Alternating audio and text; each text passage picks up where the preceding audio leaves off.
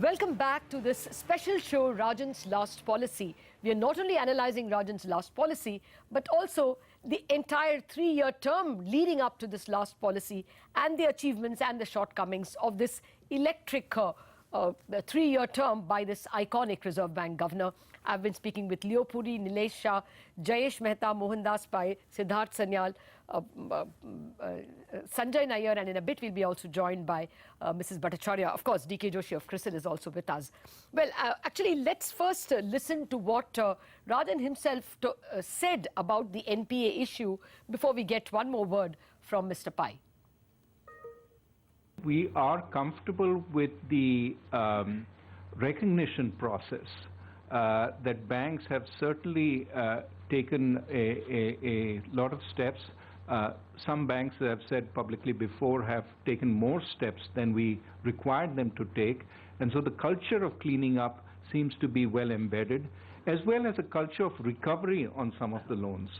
What remains is for some of these large stress projects to figure out a way to restructure them in a way that makes sense for the longer-term health of the system and the health of the project. Okay, Rajan himself appears to be satisfied only with the extent of recognition and the willingness of the banks to recognize the problem. But Mr. Pai, you thought he could have done better? Yes, I think he could have done better because the recognition only came because he forced the bankers to recognize it. And there were fears expressed by certain senior bankers that recognition will lead to lots of confidence in the banking system because they may have losses, which has not borne out. We have a fairly mature financial auditors in this country. The problem is that the accounting for the banks is faulty. It was done after 1991 as per the Narasimhan Committee recommendations, where NPA were classified based upon aging, and a percentage was supposed to be provided for based upon the time period. Now, this is very faulty because the world has moved on to impairment standards. As for the IFRS standards, banks globally have to evaluate the assets in the balance sheet on the balance sheet date and mark them for impairment. So bankers are forced to evaluate, look at cash flows, and impair them and provide for them to the maximum extent that is needed to justify the holding value on the balance sheet date. Now, we have a very antiquated accounting standard for them, and Rajan forced the issue, so he appears to be satisfied, but I wish he had stayed the standards. If he had brought in the modern standards, that would have been a very permanent way of forcing banks to acknowledge their mistakes and put them on the balance sheet. Now what will happen, I'm sure because of this old standard, he'll repeat again in 5 years, because there may not be another Rajan who's going to take a very, let's say, strong view on this and force them to come. Bankers, as a lot in India, are very secretive. They don't want to disclose too much unless forced by the RBI. I think we need modern accounting standards to really say that the recognition problem is behind us. Yes, sir. Spoken like a principled accountant, Mr. Pai. I completely agree with you. Perhaps the mistake here is not giving Rajan perhaps the other 2 years, so that maybe after the banks are nursed back to a little bit of health, he could have improved the standards. But now, at the moment, the state of the balance sheet perhaps is a bit too delicate.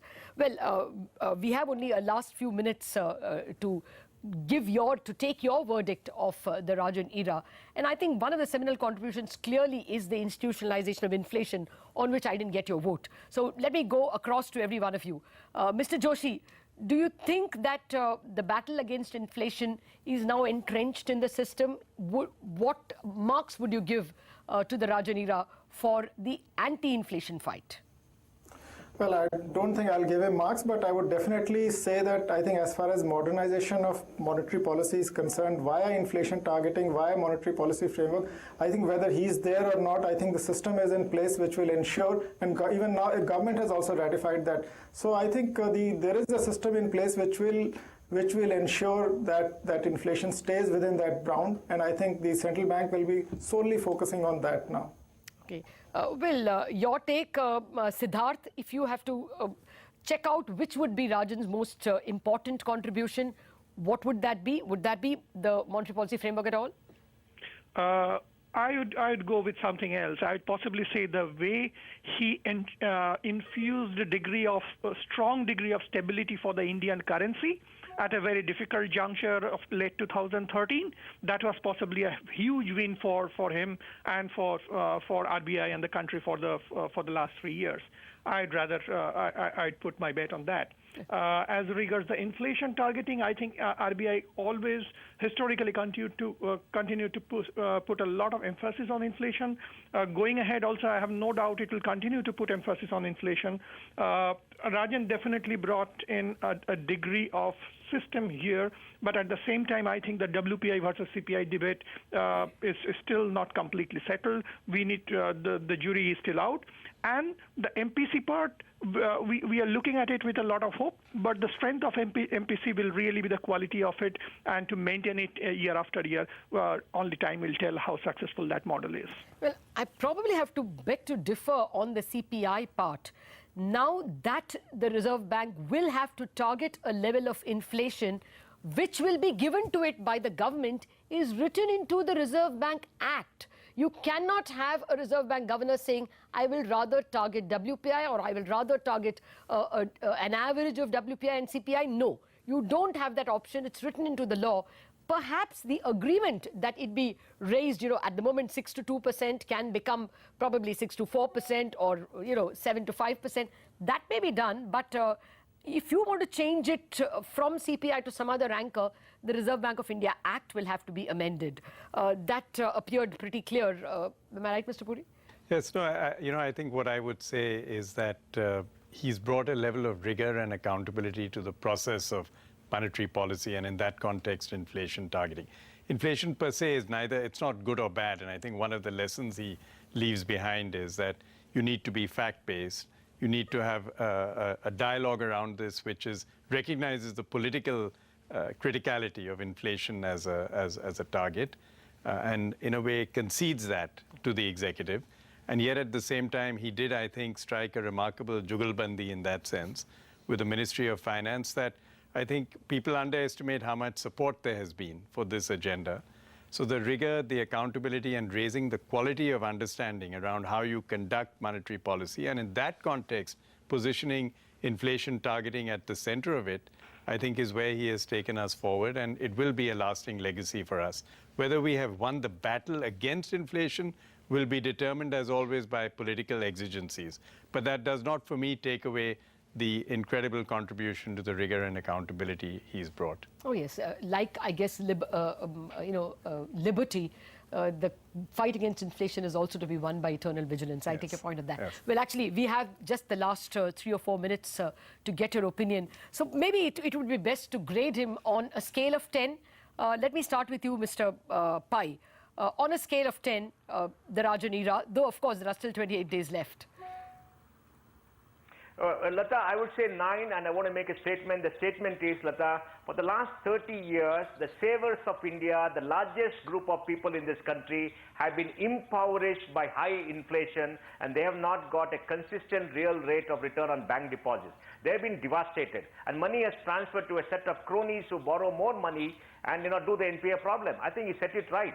To that, we owe a sense of gratitude to Dr. Rajan for creating the framework. So I would say 9 out of 10. And I think, he's right at the top. So well put, sir. You almost spoke for the common man of India. Siddharth? I'll stay away from a score. You passed the grading. Yes. Okay, fine. Jayesh? I think I'll pass the grading, but just to bring it slightly different, we all talked about all the things. I think one of the things which is really missed out is the bank license, and when I'm talking about private bank or payment bank, I think bank license, which was more like opening up, the window is open for some time. I think he has tried to put that, saying that it would be like an NBFC license or anything else, which will be open at all the time. And I think that's a big thing, which is somehow the media has kind of missed it to highlight that.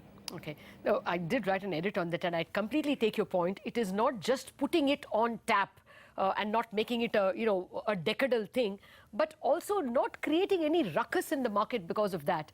I remember 2 years ago when the Bimal Jalan committee was considering an L&T Finance or a Shriram Transport. Every other day we would see the market go volatile. Now licenses are on tap, and on that day we didn't see any of the stocks move crazily. So clearly he brought the market to a level where licenses were given aplenty, payment bank, small bank, and even a couple of universal bank licenses, so much so that when it came, it was received with some maturity. Jayesh, you don't want to rank? No, I'll skip that. Okay, regulated entities, skip it. But I'll come back to you, Mr. Puri, in a minute. Mr. Joshi? Pass. Pass. Nilesh, you should not pass. You're a veteran. No, I am a trader, and instead of ranking, I will value him in billions of dollars, which he has brought from FIIs into India. He opened up India's debt market to FIIs, and that has brought billions of dollars. And to get this without being part of emerging market bond indices is an achievement. And the kind of communication which Dr. Rajan did with the foreign investors, I think that was incredible. And the value of the person is in the billions of dollars he brought for India. Okay. Well, to give you a number, the FX reserves went up from 265 billion to 375 billion. So probably he's worth $110 billion, to put it in your language. Well, finally, Mr. Puri, how would you rank him? Well, given that he combined mature and dynamic leadership of the RBI, one of our finest institutions, on its core agenda of monetary policy, financial system stability and development, and I think was a public-spirited civil servant in many ways as well. I think that's a unique combination. It's hard for me to imagine that I think that we will have another governor in a hurry who will combine those two qualities. And I think we will miss him much more than we realize. So to me, he is indeed rare. I think he's made a contribution that we will weigh over the next few years. And I also take heart from the fact that if you read his own comments, he said he is not finished yet with his engagement with this country, and I certainly hope that turns out to be true. Okay. Well, what you seem to be saying is, although it sounds like an oxymoron, he's, you know, an incremental radical. Yes. Remained incremental, evolutionary, and yet introduced some very radical thinking into both monetary policy making. But he was a breath of fresh air because he brought a level of intellect, candor, and engagement, in a way demystifying a lot of what the RBI does, while staying true to the core principles of the RBI and his mandate. Okay. And I think that's a very fine and important balance to have struck. Well, there was one marks of 9 out of 10 given, but nobody has disagreed. Only some have passed it. So we will go with 9 out of 10 for Rajan's 3-year term and his last monetary policy. All of you, gentlemen and lady, thank you very much for joining us. I think snap judge either by critics.